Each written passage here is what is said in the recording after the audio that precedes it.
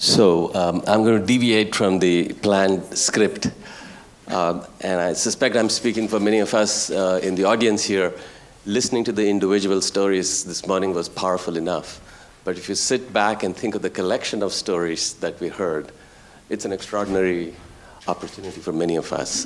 It's empowering in a different way.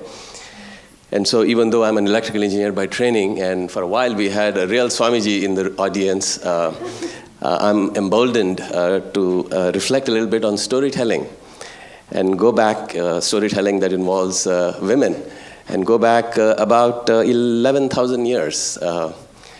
Back then in India, the divine was viewed as a feminine entity. And then along came men riding on horses, and at some point the divine was thought of more as masculine. Naila knows where I'm going with this. But every year, after all these thousands of years, there are 9 nights and 10 days where one recounts these moments when it appeared as though the world was falling apart and the gods turned over all their powers to the goddesses and they saved humanity, right? And it's interesting, and perhaps this is a coincidence and perhaps it's not, that we are right in the middle of those 9 nights, right? It's Navaratri, tonight is the 5th night. And if you've ever wondered, and I grew up in India and I still wonder, why do they have so many gods and goddesses? Just look around the room.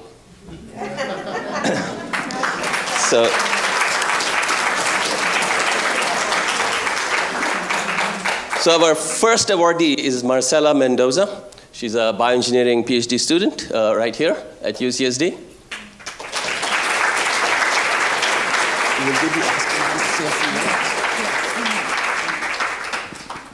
Marcela, maybe you want to say a few words? Yeah.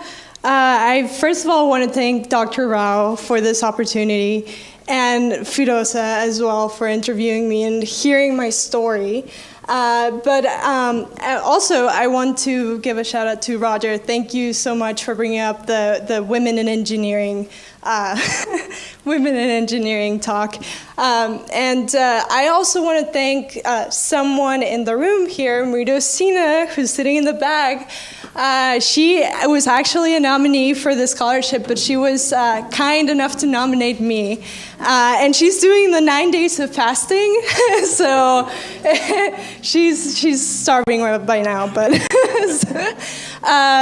yeah, so I just wanted to talk a little bit about her work. She does work on sepsis, and she actually wants to, which is one of the major causes of neonatal mortality in India. She actually wants to go take her work in India, and she does a lot of outreach here, which she has taken me along with. So we do a lot of the Arduino STEM outreach with little girls as well.